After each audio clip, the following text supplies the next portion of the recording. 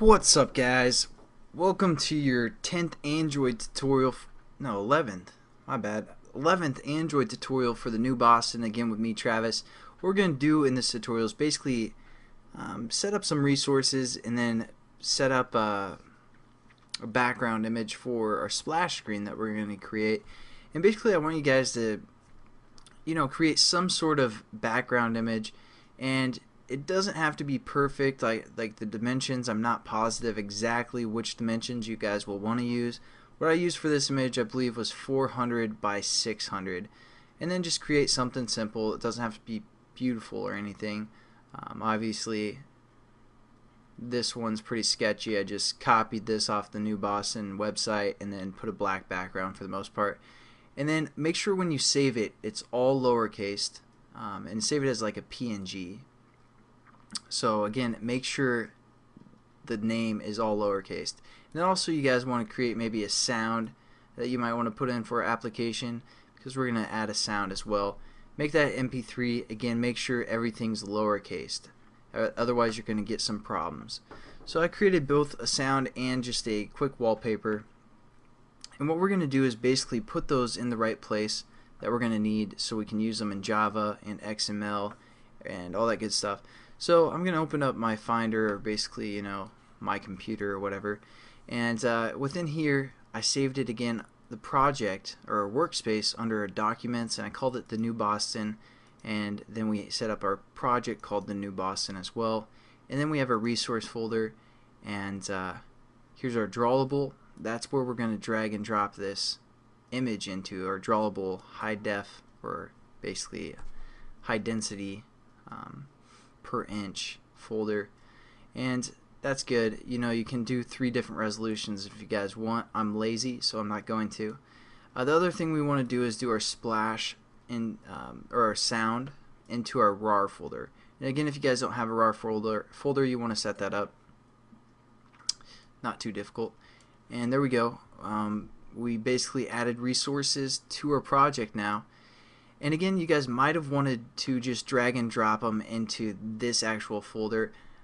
I believe that won't work. I don't think that will work. You guys actually want to go into where your workspace was located and where your project was set up, and save them there. So there you go. We added resources. If you look, they aren't added yet. What we need to do is go up to Project, the Project tab, and go to Clean. That'll kind of clean our project out a little bit. Update everything and rebuild it. There we go. We have our splash background and our splash sound. Now what we want to do is set up a new layout that's just going to have this image that we imported as the background for our splash activity. Basically what a splash activity is, it just appears for 5 seconds, tells the people your name, plays a little music, and it's over. So it's not all that important, but we want to make our app too legit to quit, if you know what I'm talking about. So what we're going to do is right click on this layout here, and then go to Other, and then under this Android folder again, we're going to click Android XML to set up a new layout. We hit next, and then we have to label our layout, and we're going to label this Splash. And you also have to put .xml, and make sure it has the layout tab. It should, and we're good to go. We're just going to hit finish. And there we go. We have a blank slate to work with. We're just going to do one thing, real simple.